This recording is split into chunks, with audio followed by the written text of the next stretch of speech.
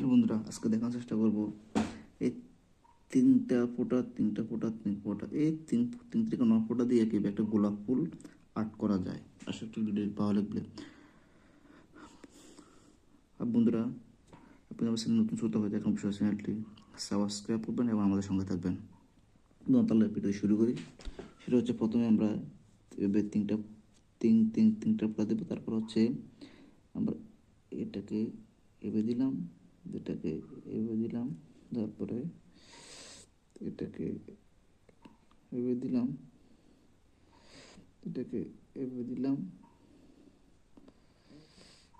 ওকে, তারপর হচ্ছে এটাকে এভাবে দিয়ে এভাবে আনলাম, এটাকে এভাবে দিয়ে এভাবে আনলাম, এটাকে এভাবে দিলাম, এটাকে এভাবে দিলাম,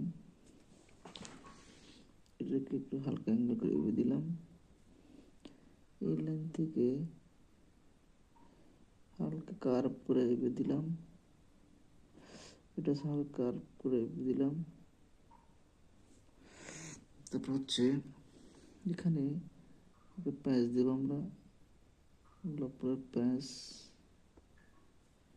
এখানে মিলিয়ে দিব এবং এখানে মিলিয়ে দিলাম। তারপর হচ্ছে গোলাপের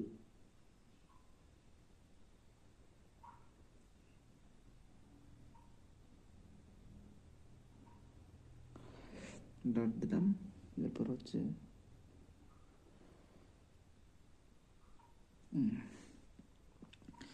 তো বন্ধুরা, এভাবে আপনারা একটা সুন্দরভাবে একটা গোলাপ ফুল আঁকতে পারবেন।